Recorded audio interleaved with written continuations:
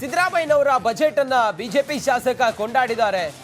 CM ಮತ್ತೆ ಡಿಸಿಎಂಗೆ ನಾನು ಅಭಿನಂದನೆಯನ್ನ ಸಲ್ಲಿಸ್ತೀನಿ. BJP ಶಾಸಕ ಎಸ್ ಟಿ ಸೋಮಶೇಖರ್ ಹಿಂಗಂತ ಹೇಳಿದ್ದಾರೆ.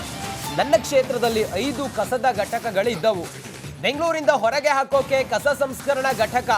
ಕ್ಷೇತ್ರದ 110 ಹಳ್ಳಿಗಳ ವ್ಯಾಪ್ತಿಗೆ ನೀರಿನ ಸಮಸ್ಯೆಗೆ ಪರಿಹಾರವನ್ನು ಕೊಟ್ಟಿದ್ದಾರೆ.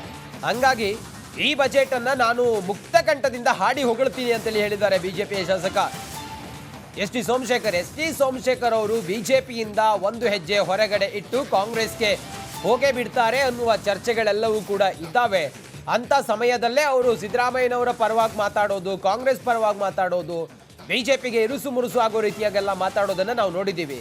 ಈಗ ಬಜೆಟ್ ಅನ್ನ ಬಿಜೆಪಿ ನಾಯಕರು ಎಲ್ಲರೂ ಕೂಡ ಇದು ಸರಿಯಿಲ್ಲ, ಇದು ಬ್ರ್ಯಾಂಡ್ ಅಲ್ಲ, ಬ್ಯಾಂಡು ಅಂತ ಹೇಳಿ ಎಲ್ಲ ಟೀಕೆ ಮಾಡ್ತಾ ಇದ್ರೆ, ಬಿಜೆಪಿಯ ಶಾಸಕರು ಮಾತ್ರ ಇದಕ್ಕೆ ಅಭಿನಂದನೆಯನ್ನ ಸಲ್ಲಿಸಿದ್ದಾರೆ. ಸಿಎಂ ಮತ್ತೆ ಡಿಸಿಎಂ ಎಸ್ ಟಿ ಸೋಮಶೇಖರ್ ಅವರು ಏನು ಹೇಳಿದ್ದಾರೆ ನೋಡೋಣ ಬನ್ನಿ. ಉಪಮುಖ್ಯಮಂತ್ರಿಗಳಿಗೆ ಮತ್ತು ಮುಖ್ಯಮಂತ್ರಿಗಳಿಗೆ ಅಭಿನಂದನೆ ಹೇಳ್ತೇನೆ. ನನ್ನ ಕ್ಷೇತ್ರದಲ್ಲಿ 5 ಕಸದ ಘಟಕಗಳಿದ್ದು ಅದನ್ನು ಕಂಪ್ಲೀಟ್ ಬೆಂಗಳೂರಿಂದ ಹೊರಗಡೆ ಆಗ್ತಕ್ಕಂಥದ್ದಕ್ಕೆ ಸುಮಾರು 50ರಿಂದ 100 ಎಕರೆ ಹೊರಗಡೆ ಕಸ ಸಂಸ್ಕರಣಾ ಘಟಕ ಮಾಡ್ತಕ್ಕಂಥದ್ದಕ್ಕೆ ಚಾಲನೆ ಮಾಡ್ತೀವಿ ಅಂತ ಹೇಳಿದ್ದಾರೆ. ಯಶವಂತಪುರ ಕ್ಷೇತ್ರದಲ್ಲಿ ಭಾಳ ಜನರಿಗೆ ತೊಂದರೆ ಇತ್ತು. ಅದನ್ನು ನಿವಾರಣೆ ಮಾಡ್ತಕ್ಕಂಥದ್ದಕ್ಕೆ ಮುಖ್ಯಮಂತ್ರಿಗಳು ಉಪಮುಖ್ಯಮಂತ್ರಿಗಳು ಒಂದು ಕ್ರಮ ತೆಗೆದುಕೊಂಡಿದ್ದಾರೆ. ಎರಡನೇದು, ನಮ್ಮದು 110 ಹಳ್ಳಿ ವ್ಯಾಪ್ತಿಗೆ ಜಾಸ್ತಿ ಬರ್ತದೆ, ಕುಡಿಯುವ ನೀರಿಗೆ ಪರಿಹಾರವನ್ನು ಕೊಟ್ಟಿದ್ದಾರೆ. ಶಾಶ್ವತವಾಗಿ 110 ಹಳ್ಳಿ ವ್ಯಾಪ್ತಿಗೆ ಕಾವೇರಿ 5th ಸ್ಟೇಜ್ ಅದು ಕಂಪ್ಲೀಟ್ ಆದರೆ ನಮ್ಮ ಯಶವಂತಪುರ ಕ್ಷೇತ್ರ 110 ಹಳ್ಳಿಗೆ ಪರ್ಮನೆಂಟಾಗಿ ಕುಡಿಯುವ ನೀರಿನ ಸೋರ್ಸ್ ಮಾಡ್ತೇವೆ ಅಂತಕ್ಕಂಥದ್ದನ್ನು ಮುಖ್ಯಮಂತ್ರಿಗಳು ಬಜೆಟ್ನಲ್ಲಿ ಘೋಷಣೆ ಮಾಡಿದ್ದಾರೆ. ಉಪಮುಖ್ಯಮಂತ್ರಿಗಳಿಗೆ ಮತ್ತು ಮುಖ್ಯಮಂತ್ರಿಗಳಿಗೆ ಅಭಿನಂದನೆ ಈ ಬಜೆಟ್ ಅನ್ನ ಕೊಂಡಾಡಿದ್ದಾರೆ ಜನಾರ್ದನ ರೆಡ್ಡಿ. ಸಿದ್ದರಾಮಯ್ಯ ಬಜೆಟ್ ರಾಜ್ಯದ ಜನರ ಪರವಾಗಿದೆ ಅಂತೇಳಿ ಹೇಳಿದ್ದಾರೆ ಜನಾರ್ದನ ರೆಡ್ಡಿ ಅವರು. ಬಿಜೆಪಿಯಲ್ಲಿ ಇಲ್ಲದೆ ಇದ್ರು ಕೂಡ ಬಿಜೆಪಿಯಲ್ಲಿ ಇದ್ದಂಗೆ ಅವರು.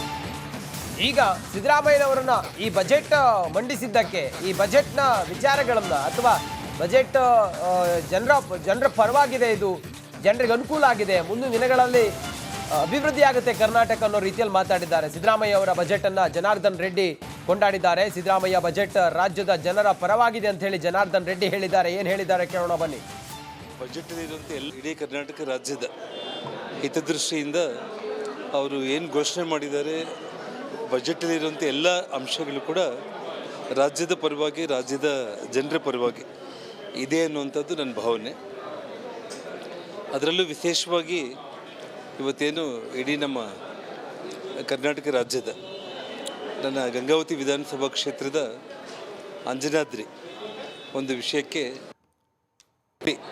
ಅನುದಾನವನ್ನು ಕೊಡುವುದರ ಮತ್ತು ಕೊಪ್ಪಳ ಜಿಲ್ಲೆಯಲ್ಲಿ ಸಾಕಷ್ಟು ಒಂದು ಅಭಿವೃದ್ಧಿ ಕೆಲಸಗಳಿಗೆ ಇವತ್ತು ಅವರೇನು ಘೋಷಣೆಯನ್ನು ಮಾಡಿದ್ದಾರೆ. ಇವತ್ತು ಸಿಎಂ ಸಿದ್ದರಾಮಯ್ಯ ತಮ್ಮ ದಾಖಲೆಯ 15ನೇ ಬಜೆಟ್ ಅನ್ನ ಮಂಡನೆ ಮಾಡಿದ್ದಾರೆ. ಈ ಮೂಲಕ ತಮ್ಮ ಅಹಿಂದ ವೋಟ್ ಬ್ಯಾಂಕ್ ಗಟ್ಟಿ ಮಾಡಿಕೊಂಡಿದ್ದಾರೆ. ಈ ಕುರಿತು ಒಂದು ವಿಶೇಷ ವರದಿ ಇದೆ, ನೋಡೋಣ ಬನ್ನಿ. ಲೋಕಸಮರಕ್ಕೆ ಅಹಿಂದ ವೋಟ್ ಬ್ಯಾಂಕ್ ಗಟ್ಟಿ. ಬಜೆಟ್ನಲ್ಲಿ ಅಹಿಂದ ಸಿದ್ದರಾಮಯ್ಯ ಮಂತ್ರ ಜಪ.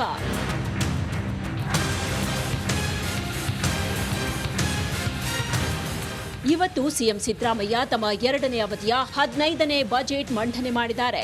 ಹಿಂದುಳಿದ ವರ್ಗಕ್ಕೆ ಬಂಪರ್ ಗಿಫ್ಟ್ ಕೊಟ್ಟಿರುವ ಲೆಕ್ಕರಾಮಯ್ಯ ತಮ್ಮ ಮತ ಬ್ಯಾಂಕ್ ಗಟ್ಟಿ ಮಾಡಿಕೊಂಡಿದ್ದಾರೆ. ಅಲ್ಪಸಂಖ್ಯಾತ ಸಮುದಾಯಗಳಲ್ಲಿ ಶಿಕ್ಷಣಕ್ಕೆ ಪ್ರಾಮುಖ್ಯತೆ ನೀಡುವ ಮೂಲಕ ಅವರ ಸಾಮಾಜಿಕ ಮತ್ತು ಆರ್ಥಿಕ ಸಬಲೀಕರಣಕ್ಕಾಗಿ ಹಲವು ಕ್ರಮಗಳನ್ನು ಕೈಗೊಳ್ಳಲಾಗುವುದು. ಎಸ್ಸಿ ಎಸ್ಟಿ ಸಮುದಾಯಕ್ಕೆ ವಿಶೇಷ ಅನುದಾನ ನೀಡಿದ್ದು, ಎಸ್ಟಿ ಆಶ್ರಮ ಶಾಲೆಗಳನ್ನು ಮಹರ್ಷಿ ವಾಲ್ಮೀಕಿ ಆದಿವಾಸಿ ಬುಡಕಟ್ಟು ವಸತಿ ಅಂತ ಮರುನಾಮಕರಣ, 7 ಜಿಲ್ಲೆಗಳಲ್ಲಿ ತಲಾ 2ರಂತೆ 14 ವಿದ್ಯಾರ್ಥಿ ನಿಲಯ ಸ್ಥಾಪನೆ, 200 ಇಂಜಿನಿಯರಿಂಗ್ ಪದವೀಧರರಿಗೆ 15,000 ಶಿಷ್ಯ ವೇತನ, 5,000 ಯುವಕ ಯುವತಿಯರಿಗೆ ಫೋಟೋಗ್ರಫಿಗೆ ಡ್ರೋನ್ ತರಬೇತಿ, 100 ಪಿಎಚ್ಡಿ ವಿದ್ಯಾರ್ಥಿಗಳಿಗೆ 25,000 ಮಾಸಿಕ ಶಿಷ್ಯ ವೇತನ, 25 ಅಲೆಮಾರಿ ಸಮುದಾಯಗಳ ಅಭಿವೃದ್ಧಿಗೆ ಪಣ ತೊಡಲಾಗಿದೆ. 24-25ನೇ ಸಾಲಿನಲ್ಲಿ ಪರಿಶಿಷ್ಟ ಜಾತಿ, ಪರಿಶಿಷ್ಟ ಪಂಗಡ ಹಾಗೂ ಹಿಂದುಳಿದ ವರ್ಗಗಳ ಇಲಾಖೆಗಳಿಂದ ಸೇರಿದ ಒಟ್ಟು 29 ವಸತಿ ಶಾಲೆ ಸಂಕೀರ್ಣಗಳ ನಿರ್ಮಾಣ ಕಾಮಗಾರಿಗಳನ್ನು 638 ಕೋಟಿ ರುಗಳ ಅಂದಾಜು ವೆಚ್ಚದಲ್ಲಿ ಕೈಗೊಳ್ಳಲಾಗುವುದು. ಒಬಿಸಿ ವಿದ್ಯಾರ್ಥಿಗಳಿಗೆ ಜಿಲ್ಲಾ ಕೇಂದ್ರಗಳಲ್ಲಿ 150 ಹಾಸ್ಟೆಲ್ ನಿರ್ಮಾಣ, ಹಾಸ್ಟೆಲ್ಗಳ ಮೂಲ ಸೌಕರ್ಯ ಅಭಿವೃದ್ಧಿಗೆ 200 ಕೋಟಿ ಮೀಸಲಿಡಲಾಗಿದೆ. ಬಾಡಿಗೆಯಲ್ಲಿರುವ 30 ಹಾಸ್ಟೆಲ್ಗೆ ಹೊಸ ಕಟ್ಟಡ ನಿರ್ಮಾಣ, ಆಶ್ರಮ ಶಾಲೆಗಳನ್ನು ದೇವರಾಜು ಅರಸು ವಸತಿ ಶಾಲೆಯಾಗಿ ಮರುನಾಮಕರಣ, 500 ವಿದ್ಯಾರ್ಥಿಗಳಿಗೆ ನೀಟ್ ಉಚಿತ ತರಬೇತಿ, ಕರ್ನಾಟಕ ಅಲೆಮಾರಿ, ಅರೆ ಅಲೆಮಾರಿ ಆಯೋಗ ರಚನೆ, ಒಟ್ಟು 1600 ಕೋಟಿ ವೆಚ್ಚದಲ್ಲಿ ವಿವಿಧ ಕಾರ್ಯಕ್ರಮಗಳನ್ನು ಮಾಡುವುದಕ್ಕೆ ಮುಂದಾಗಿದೆ. ಬಾಡಿಗೆ ಕಟ್ಟಡದಲ್ಲಿ ನಡೆಸಲಾಗುತ್ತಿರುವ 18 ವಿದ್ಯಾರ್ಥಿ ನಿಲಯಗಳಿಗೆ ಸ್ವಂತ ಕಟ್ಟಡಗಳನ್ನು 24-25ನೇ ಸಾಲಿನಲ್ಲೂ ಲೋಕೋಪಯೋಗಿ ಇಲಾಖೆಯ ಮುಖಾಂತರ ನಿರ್ಮಾಣ ಮಾಡಲಾಗುವುದು. ಒಟ್ಟಾರೆ ಸಿಎಂ ಸಿದ್ದರಾಮಯ್ಯ ಒಬಿಸಿ ಸಮುದಾಯಕ್ಕೆ ವಿಶೇಷ ಒತ್ತು ನೀಡುವ ಮೂಲಕ ತಾನೊಬ್ಬ ಅಹಿಂದ ನಾಯಕ ಎಂಬುದನ್ನು ಮತ್ತೊಮ್ಮೆ ನಿರೂಪಿಸಿಕೊಂಡಿದ್ದಾರೆ. ಅಲ್ಪಸಂಖ್ಯಾತ ಸಮುದಾಯಕ್ಕೆ ಸಿದ್ದರಾಮಯ್ಯ ಬಂಪರ್ ಗಿಫ್ಟ್ ಅನ್ನು ನೀಡಿದ್ದಾರೆ. ಬರೋಬ್ಬರಿ 393 ಕೋಟಿ ರೂಪಾಯಿ ಅನುದಾನವನ್ನ ಮೀಸಲು ಇಟ್ಟು ಸರ್ವ ಧರ್ಮವನ್ನು ಗೌರವಿಸಿದ್ದಾರೆ.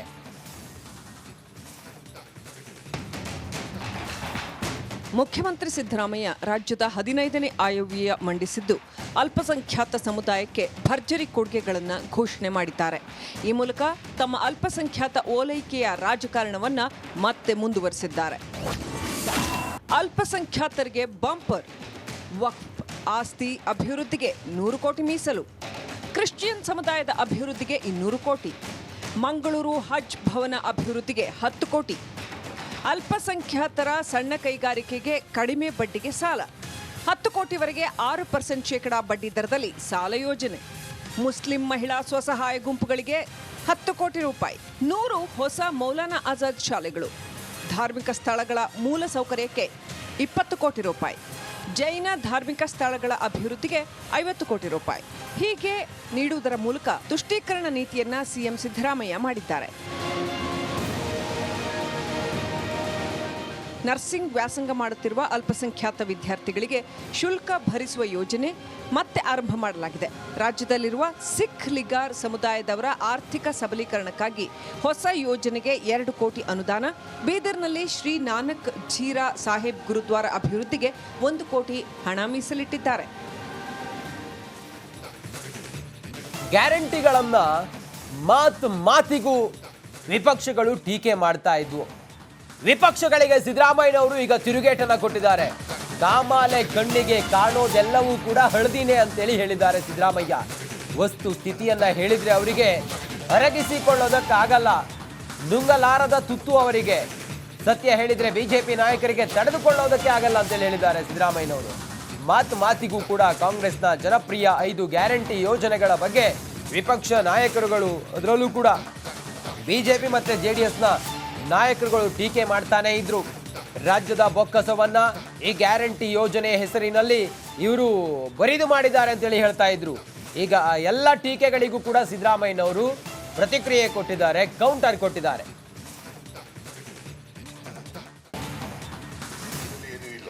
ಅವ್ರಿಗೆ ಸಂಸದೀಯ ವ್ಯವಸ್ಥೆಯಲ್ಲಿ ನಂಬಿಕೆ ಇಲ್ಲ. ತಲೆ ತುಂಬಾ ರಾಜಕೀಯ ಮಂಜು ಆಗ್ಬಿಟ್ಟದೆ, ರಾಜಕೀಯ ಮಂಚು ಆಗ್ಬಿಟ್ಟದೆ. ಅವ್ರಿಗೆ ಈ ಹೇಗಿದೆ ಅಂತಂದ್ರೆ, ಈ ಕಾಮಾಲೆ ರೋಗದವ್ರಿಗೆ ಕಾಣದೆಲ್ಲ ಹಳದಿಯಾಗಿ ಕಾಣಿಸುತ್ತೆ, ಆ ತರ ಆಗ್ಬಿಟ್ಟದೆ ಅವ್ರಿಗೆ ಪಾಪ. ಈಗ ನೀವು ನೋಡಿದ್ರಲ್ಲ, ವಿರೋಧ ಪಕ್ಷದವರು ಏನಿಲ್ಲ ಅಂತ ಶುರು ಮಾಡಿದ್ರು ನಮ್ಮ ಮೊದಲನೇ ಸೆಂಟೆನ್ಸ್ ಓದುವಾಗ್ಲಿಂದ. ಆಮೇಲೆ ಪ್ಲಕಾರ್ಡ್ಗಳು ಹಿಡ್ಕೊಂಡು ಬಂದ್ಬಿಟ್ಟಿದ್ದಾರೆ. What does it mean, what is it indicate, plan ಮಾಡ್ಕೊಂಡ್ ಬಂದಿದ್ರಲ್ವಾ. ನಮ್ಮಲ್ಲಿ ಒಂದು ಹಳ್ಳಿನಲ್ಲಿ ಒಂದು ಗಾದೆ ಹೇಳ್ತಾರೆ, ಇದ್ದಂಗೆ ಹೇಳಿದ್ರೆ ಎದ್ದು ಬಂದು ಎದೆಗೊದ್ರು ಅಂತ.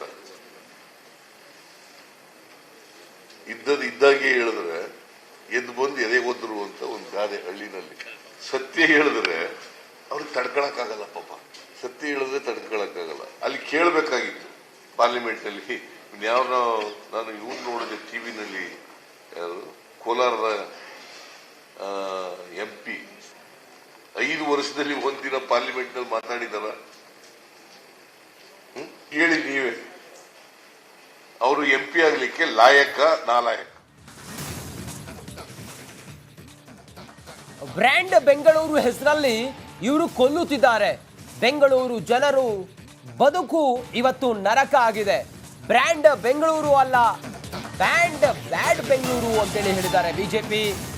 ಈ ಬಜೆಟ್ ವಿರುದ್ಧ ಶಾಸಕ ಬಿಜೆಪಿ ನಾಯಕರುಗಳು ಸರ್ಕಾರದ ಈ ಬಜೆಟ್ ವಿರುದ್ಧ ಶಾಸಕ ಅಶ್ವಥ್ ನಾರಾಯಣ್ ಅವರ ಆದಿಯಾಗಿ ಬಿಜೆಪಿಯ ನಾಯಕರುಗಳು ವಾಗ್ದಾಳಿಯನ್ನು ಮಾಡಿದ್ದಾರೆ. ಬ್ರ್ಯಾಂಡ್ ಬೆಂಗಳೂರಲ್ಲ ಇದು, ಬ್ಯಾಡ್ ಬೆಂಗಳೂರು, ಬ್ಯಾಂಡ್ ಬೆಂಗಳೂರು ಅಂತೇಳಿ ಹೇಳಿದ್ದಾರೆ.